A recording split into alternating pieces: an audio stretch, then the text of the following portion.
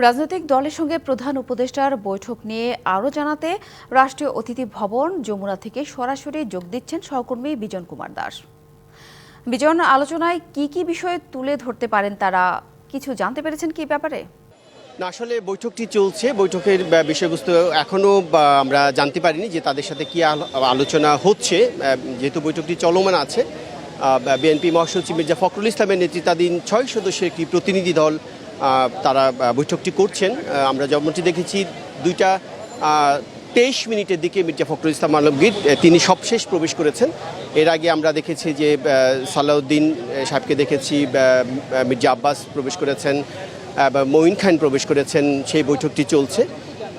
যতটুকু জানতে পেরেছি আসলে যে নির্বাচন এবং সংস্কার নিয়ে মূলত কথা হবে প্রধান উপদেষ্টার সাথে। আপনারা জানেন যে 6টি নির্বাচনী সংস্কার কমিটি করা হয়েছে এবং সেই কমিটিতে আসলে রাজনৈতিক দলগুলো সংস্কার কি চায় মূলত তাদের কথা প্রধান উপদেষ্টা শুনবেন এবং তাদের সেই কথাগুলো হয়তো প্রধান যে নির্বাচন সংশ্লিষ্ট যে কমিশনগুলো আছে তাদের সাথে উনি কথা বলবেন। বিশেষ করে আরেকটি বিষয় শোনা যাচ্ছে, সেটি হচ্ছে বিশেষ করে সেনাপ্রধান কিছুদিন আগে বলেছিলেন যে আগামী 18 মাসের মধ্যে একটি নির্বাচন পরিবেশ তৈরি হতে পারে, কিন্তু তারপর থেকে কিন্তু প্রধান উপদেষ্টা বা অন্তর্বর্তী সরকারের পক্ষ থেকে যে নির্বাচনী রুটম্যাপ এখনও পর্যন্ত প্রকাশ করা হয়নি।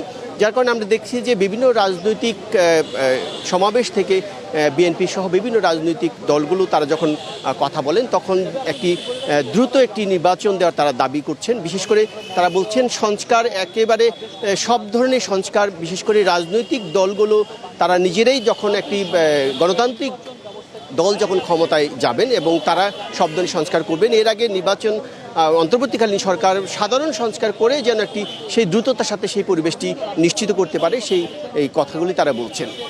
কিছুক্ষণের মধ্যেই শেষ হয়ে যাওয়ার কথা, হয়তো তার কিছুক্ষণের মধ্যেই তারা বেরিয়ে আসবেন। বৈঠকটি 30 মিনিট করে সময় দেওয়া হয়েছে। তারপরই জামাতে ইসলামী নেতারা প্রবেশ করবেন এবং তাদের সাথে বৈঠক রয়েছে।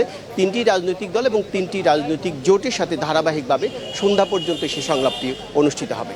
হয়তো পরবর্তী খবরে তাদের কি কথা বলেছেন, প্রধান উপদেষ্টার সাথে কি দাবি করেছেন, কি পরামর্শ দিয়েছেন, পরবর্তী খবর আপনাকে বিস্তারিত জানাতে পারবো। সাথী, এই ছিল বিজন কুমার, আপনার কাছ থেকে আমরা জেনে নিব। ধন্যবাদ।